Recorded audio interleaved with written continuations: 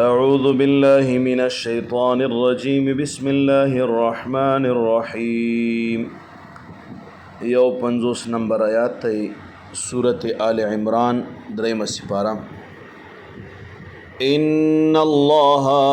بشک اللہ تبارک و تعالی ربی رب زما دی وربکم او رب دی تاسو دی فاعبدوه بس عبادت اکڑی دی اللہ تبارک و تعالی هذا صراط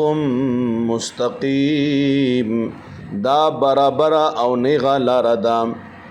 عیسی روح الله علیہ السلام تمام خلق تدا اطلاع ورکئی چی ما ته رب مې یو بلکې د ما ربم الله تعالی دی د تاسو ربم الله تعالی دی او عبادت او بندگی صرف د رب العالمین کو مفسرین یې چې عبادت څه ته مفسرین دا لیکلي دي چې عبادت ویل شي د خالق انتهایی عاجزه سره انتهایی تعظیم سره د خالق عبادت کول د خالق طرف ته متوجه کېدل او د هغه تعظیم کول ته عبادت ویل شي نو عبادت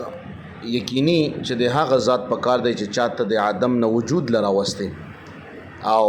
عبادت دا د رب العالمین یو اهم فریضه ده چې په مختلفو شکلونو کې په بندگانو باندې لازمی دو ورنه عبادت کې خپل عبد معنی پرته ده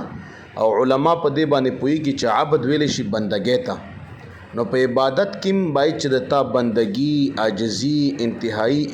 تعظیم انتهایی انکساری را سرګنده او ښکار شي